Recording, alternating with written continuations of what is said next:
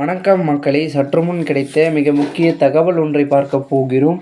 அதாவது நம்மளுடைய ஓபிஎஸ் போட்டியிடும் தொகுதியில் பிரச்சாரத்தின் போது மிகுந்த வரவேற்பை கொடுத்த பொதுமக்கள், பெரும் ஆதரவு, பெரும் வரவேற்பு. இந்த ஒரு தகவலை பற்றி தான் நாம் பார்க்க போகிறோம். தகவலை பார்ப்பதற்கு முன்னதாக நீங்கள் நம்மளுடைய சேனலுக்கு புதிய பார்வையாளர்களாக இருந்தீர்கள் என்றால் மறக்காமல் நம்மளுடைய சேனலை சப்ஸ்கிரைப் செய்து வைத்து கொள்ளுங்கள் மக்களே.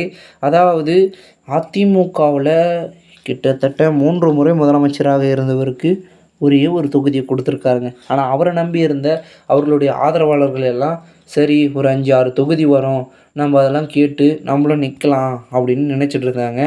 ஆனால் கடைசியில் சீன் ட்விஸ்ட் ஆகி இப்போது ஒரு தொகுதிக்கு நம்ம எல்லாருமே ஓட வேண்டிய சூழலுக்கு காத்திருக்கிறோம் அப்படின்னு ஒரு பக்கம் புலமலில் ஓபிஎஸ்ஸின் ஆதரவாளர்கள் இருந்து கொண்டிருக்கிறார்கள். சரி, அது அவர்களுடைய முடிவு. ஆனால் ஓபிஎஸ்ஸின் முடிவு என்ன? வேறு முடிவுங்க. நாங்கள் ஒரேடியாக தூக்கலாம், தலைமையை தான் நாங்கள் தூக்குவோம் அப்படின்ற மாதிரி அவர் தலைமைக்காக பிளான்களை போட்டு கொண்டிருக்கிறார் என்று கூறப்படுகிறது. அதனால் ஏன்னா தேனி தான் சொந்த ஊராக இருக்குது.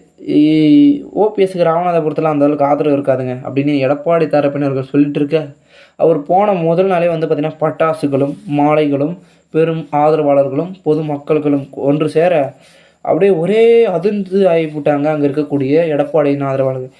என்ன எங்கே போனாலும் பார்த்திங்கன்னா கூட்ட சேர்த்து விடுகிறார்களே நம்முடைய ஓபிஎஸ்ஸின் தரப்பினர்கள், எங்கிருந்து தாயம் வராங்க அப்படின்னு பார்த்திங்கன்னா ஒரு புலமையில் இருக்கிறார்கள்.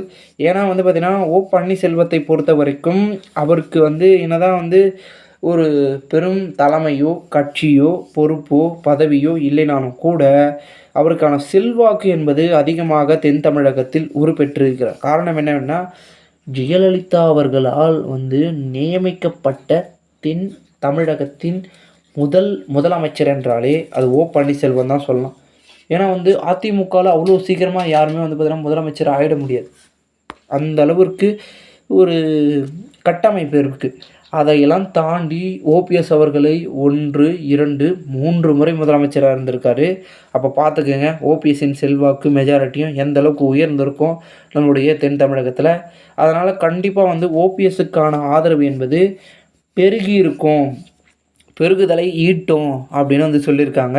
கண்டிப்பாக ஓபிஎஸ் அவர்கள் நினைத்தார்கள் என்றால் ஒட்டுமொத்த கதையும் முடிப்பதற்கான வாய்ப்புகள் இருக்குது அதிமுகவில். ஓகேங்களா? அதனால தான் பார்த்திங்கன்னா இந்த பிரச்சாரம்லாம் பார்த்திங்கன்னா அதிகமாக ஈட்டுகிறார். அவருக்கு ஆதரவு அதிகமாக இருக்குது. ஆனால் வெற்றி பெறுவாரான்னு கேட்டிங்கன்னா வாய்ப்புகள் இருக்குதுங்க. தென் தமிழகத்தில் பல செல்வாக்குகளை வைத்திருந்தாலும் கூட அப்படி இப்படி என்று பாஜக, அதன் பிறகு பாஜகவில் இருக்க கூட்டணி என்று வாக்குகள் என்பது கண்டிப்பாக ஒன்று சேருங்க. நிறைய விதமான கூட்டணி அமைப்புகள் இருக்கிறது பாஜகவுடன். ஓபிஎஸ் அங்கே கொஞ்சம் பெரிய கை, நிறைய வாய்ப்புகள் இருக்கிறது, ஆதரவும் பெருகும். கண்டிப்பாக பார்த்திங்கன்னா மாற்றங்கள் என்பது இந்த ஒரு தேர்தலில் நடைபெறும் என்று கூறப்படுகிறது. அப்படி நடைபெற்றால் அந்த ஒரு தொகுதியிலே ஆட்ட நாயகனாக கூட திகழ்படுவார். சிக்கல்கள் வருது ஓபிஎஸ்க்கு. அவர் பேரில் பல பேர் வேட்புமனு தாக்கல் செய்கிறாங்க. போகிற இடத்துல கொஞ்சம் பார்த்திங்கன்னா அப்படி இப்படி என்று இபிஎஸ் தரப்பும் சரி, மற்ற அவருக்கு வேண்டாதவர்கள் வேலை பார்க்குறாங்க கூட இருந்தாலும் அதையெல்லாம் ஒரு பொழுதும் பொருட்படுத்தவே இல்லை. அவர் வேலையை அவர் அப்படியே செஞ்சுட்டு போய்கிட்டே இருக்கார். வெற்றியை தேடி செல்பவனுக்கு தான் பல சிக்கல்களும் குடைச்சல்களும் வந்து கொண்டிருக்கும். அதை தாங்கிக் கொள்ளவன், அதாவது பல அடிகளை தாங்கக்கூடிய கல் சிலையாக மாறுகிறது.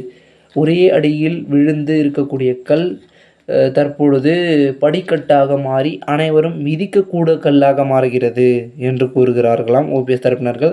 அதனால் ஓபிஎஸ் அவர்கள் பெருமிதத்தில் இருந்து கொண்டிருக்கலாம். பொறுத்திருந்து பார்க்கலாம் மக்களே. இதுபோன்று நீங்கள் அரசியல் சார்ந்த உண்மை நிலவரங்களாம் தினசரி தெரிந்து கொள்ள நம்மளுடைய தமிழகத்தின் அரசியல் என்னும் சேனலை சப்ஸ்கிரைப் செய்து வைத்துக் கொள்ளுங்கள். கூட இருக்க பெல் ஐகானை ஆல்ல கொடுத்து வைங்க. அப்போ தான் நம்ம போகிற வீடியோ நோட்டிஃபிகேஷன் மூலமாக வரும். நன்றி, வணக்கம்.